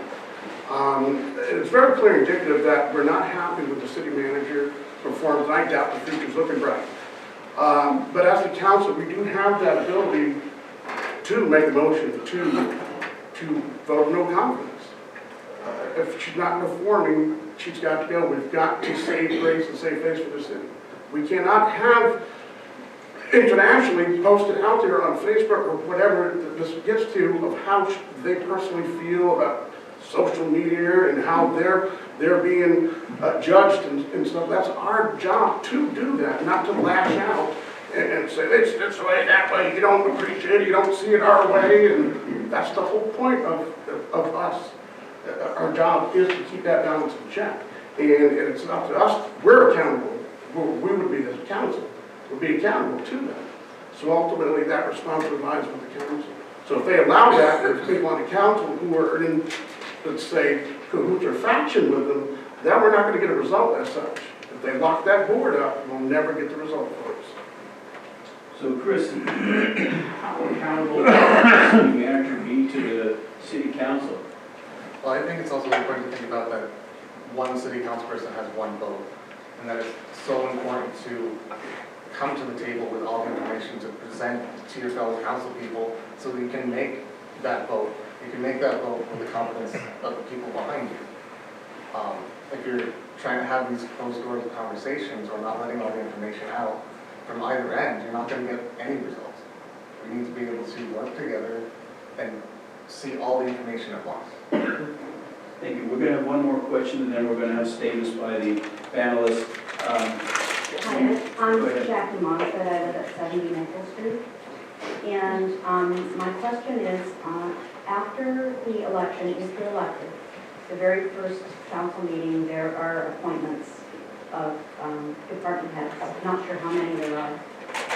But is it your intention to rehire the city manager? And if not, are you going to be strong enough to make some very difficult decisions individually? It doesn't mean you have to all stand together. It just means, can you make that difficult decision on any department head if you need to? I'm really interested in whether you can stand on your own 2 feet and do the right thing. Thank you. So, Kevin. Yeah, I'll be able to make any difficult decision if I'm elected, based on the facts that are presented. okay. Amy? Yes, I have a strong feeling that I would be more than capable of making the decision. So I'm happy I like doing research. I like understanding things. So, yeah. Yes, Kevin. I just want to clarify. I'm capable of making difficult decisions. Yes is not like, yes, I'm going to fire any particular person. I just want to clarify that. I thought she asked a specific question. What was that, Tom? Yes. I thought she Was asked, it going to will you keeper? reappoint the city manager? Okay, so we'll, Kevin, as from what you know right now, would you go to, That's not a public decision. Right. okay, Amy? That's right. Amy? if you- I would vote not to reappoint the city Okay, manager. so now we'll move on to Carl. It is for the public, I disagree, sir. And the public says bye-bye. No, you don't need to speak for the public. Hold on. My opinion is that she needs So to the go, question, so the yes. question came is, would you reappoint the city manager? That's the question. And then, do you have enough guts to stand on your own 2 feet and be bold about what you have, how you feel? That's the question that came from this lady here. And Carl, Absolutely, I care about the city and how they're treated and we're presented. And that is an absolute blockade to them. Chris. From this point next week, I'm going to be doing more information and finding that information that I need to make that choice. My big thing is accountability throughout everything. If I find that there needs to be accountability taken, it needs to be. John? If I get back on and it's time to vote to keep the city manager, I would ask for an executive session. And with just the council members, let them know how I feel. And then, yes, I have the fortitude to make the decision I would make. But I would try to convince them that, hey, maybe you don't know everything. And I've been around long enough where I think I know quite a bit. And I can't sway their vote. They're all grown persons. They can make their own vote. But I have the inner fortitude. I'll vote. Do you have an opinion that this lady asked about whether you have enough knowledge right now of the issue to say that you would reappoint, or is that something you still would? I would, as I said earlier, I have enough information right now in my little head, but I would talk to the other council members privately, behind closed doors, only these 5 members, and then make my vote. Yeah. So we're going to move now towards statements by each of the candidates. Can we just make up the time that we have for the bathroom break so we can get in? Oh, that's a fair question.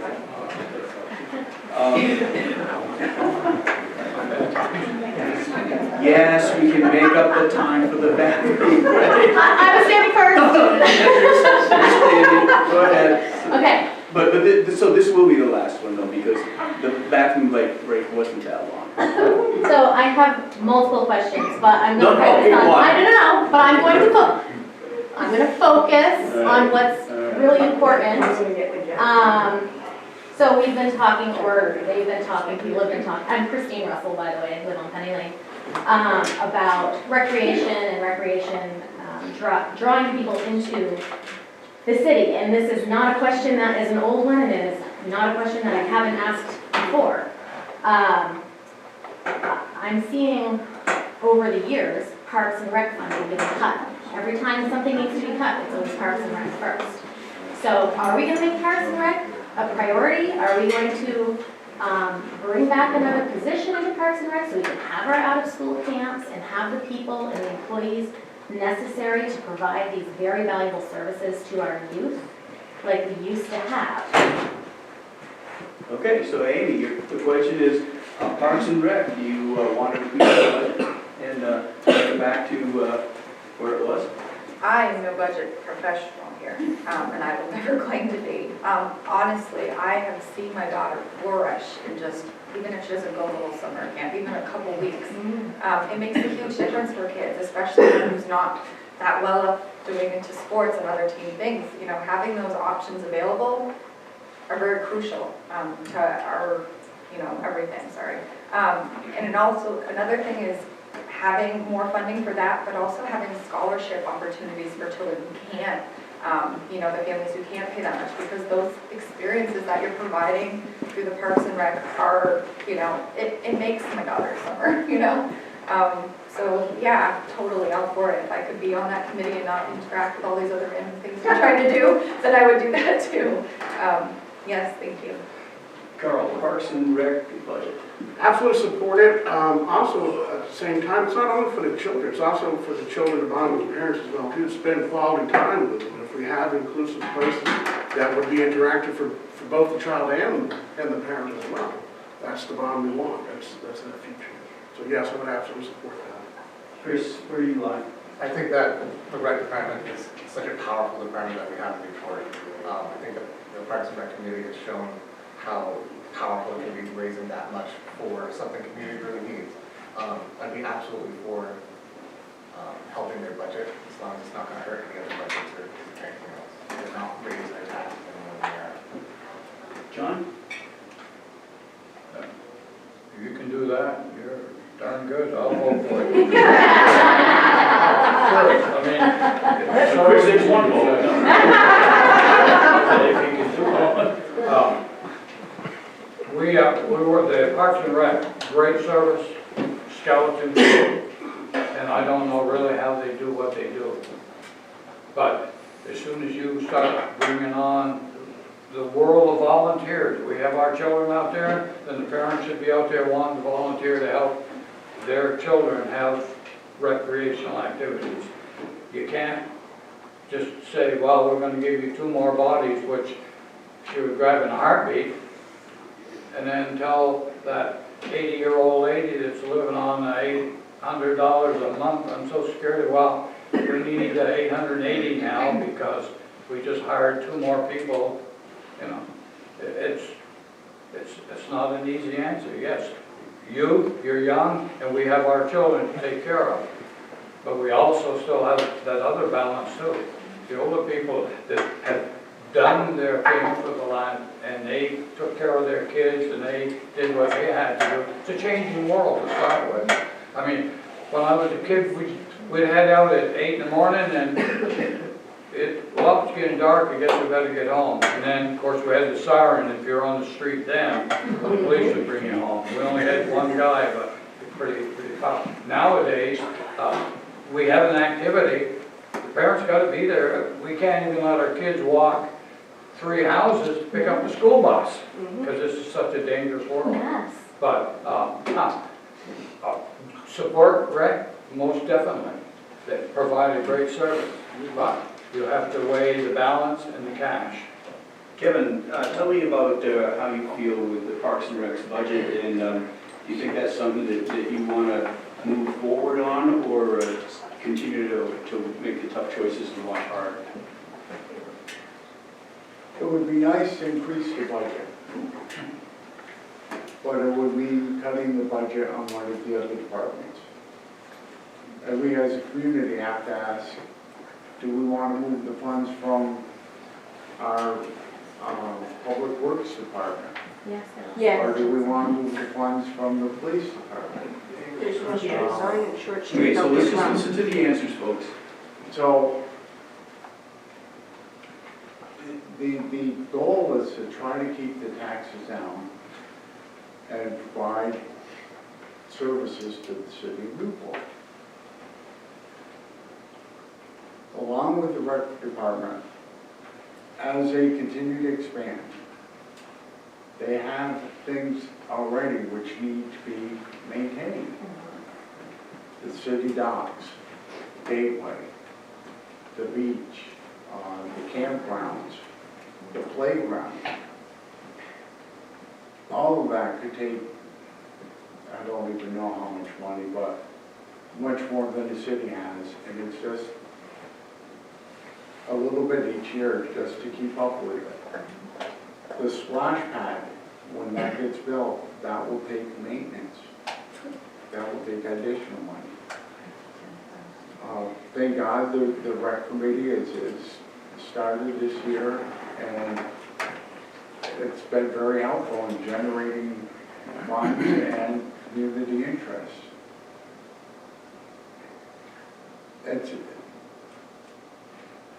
The recreation department is a vital department for Newport because they have so many facilities that we use. But it can also use volunteers. Because many of the programs they don't necessarily cost a lot of money, but they may take a lot of manpower or whatever to run. So, personally, my dream for the rec department, and I've told Jess this before, I'd like her to buy a Eurasian milfoil harvester and go around the lake and especially South Bay. There you go, that's vision, that's vision. So, you know, we have heard that Newport Parks and Rec is a wonderful program, and they do a great job, and their leaders right here, Jess, come here. So this is Jess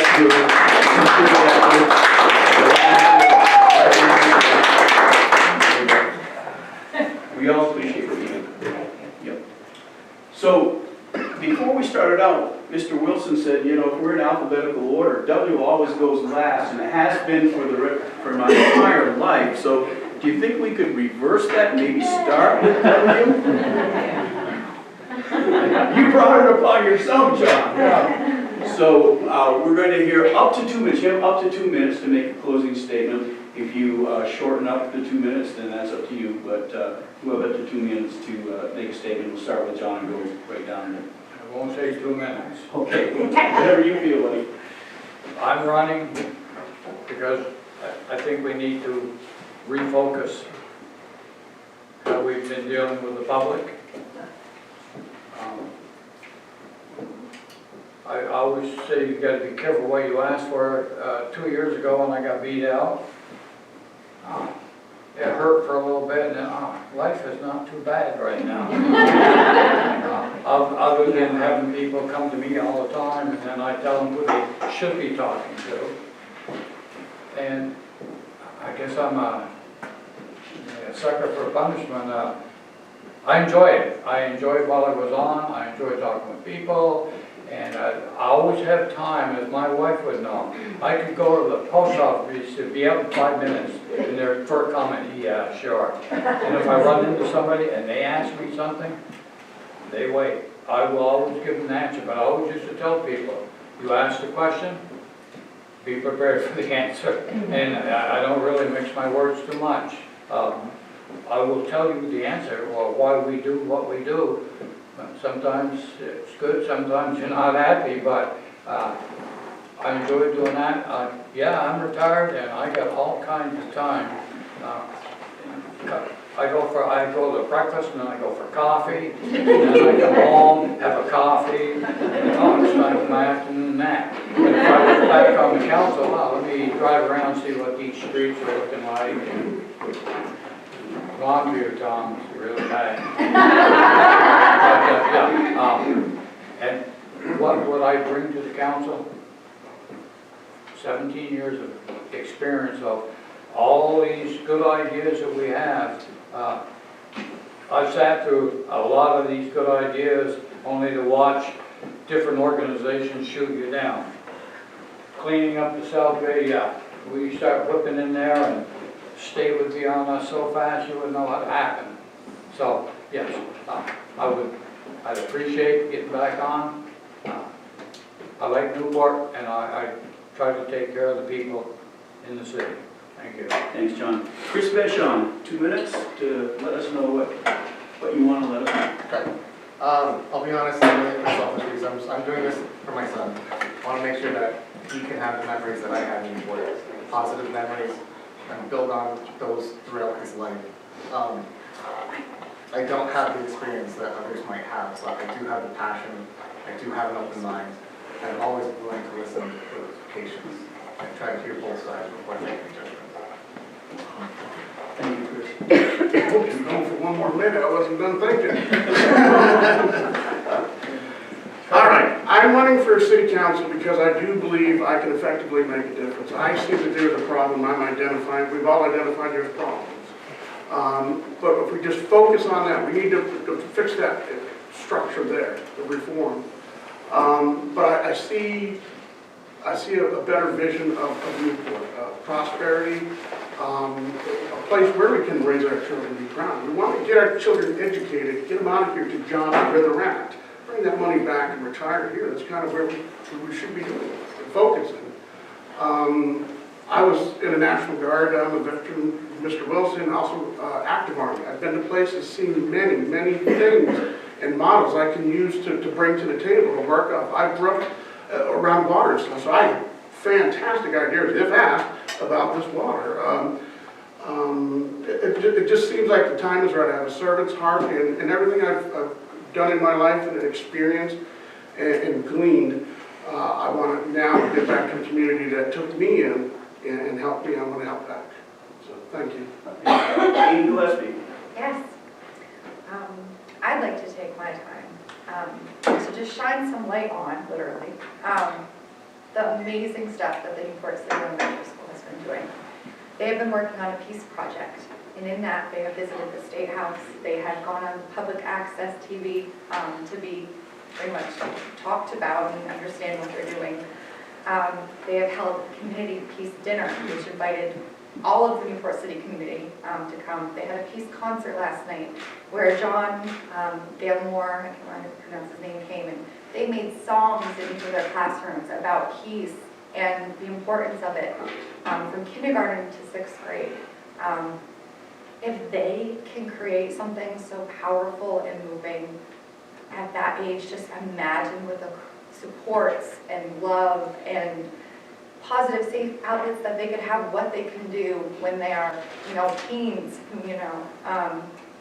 I believe that our community has such potential to be amazing for all of us, but we just need to be willing to shake it up a little bit. I would be thrilled if I was elected onto City Council to be able to connect personally as with many people as I can in the same manner, and try to really make our community go in the right direction. Thank you. Kevin Charboneau. I hope to get reelected. It's been a learning curve these first couple of years, and gaining more knowledge and such. There are projects that have been started that I'd like to continue working to see them come to fruition. And it takes time. The Bluffside bike path, we heard about that for the last 2 years, and it's finally starting to take shape. We have the water tower, which was 2 or 3 years it's been in the works. If this $1.5 million thing, somebody's got to be there to see what happened with the EB5 and say, slow down, let's take a look at this. Ultimately, a big part, I like to see the city government come together so that when stuff hits the papers, the rest of Vermont isn't saying, my God, what's wrong with Newport? We got to start projecting an image that we can work together. Thank you, Kevin. The candidates will be available briefly, except for has to. Oh, you're gonna stay up past the bedtime. Okay. I'm in the gym at 5 o'clock every morning, so. Very good. That's why you're so spry. The candidates will be around. If you have some question you'd like to ask them on an individual basis, they'll stick around for a few minutes. This concludes our Newport City Candidates Forum. We'd like to thank our panelists, Chris Roy from the Newport Daily Express, Robin Smith from the Orleans County Record, and Joseph Resser from the Chronicle, and the candidates, Kevin Charboneau, Gillespie, Carl King, Chris Vachon, and John Wilson. We'd also like to thank the United Church of Newport for hosting this event, local cable public access for recording the forum, plus our timekeepers. And we'd like to thank you for attending, listening, and watching. An informed voter is the best voter. Please exercise your voting rights on town meeting day, March 3rd at the Newport City Municipal Building, starting at 8 a.m. and closing at 7 p.m. And thank the moderator. James. On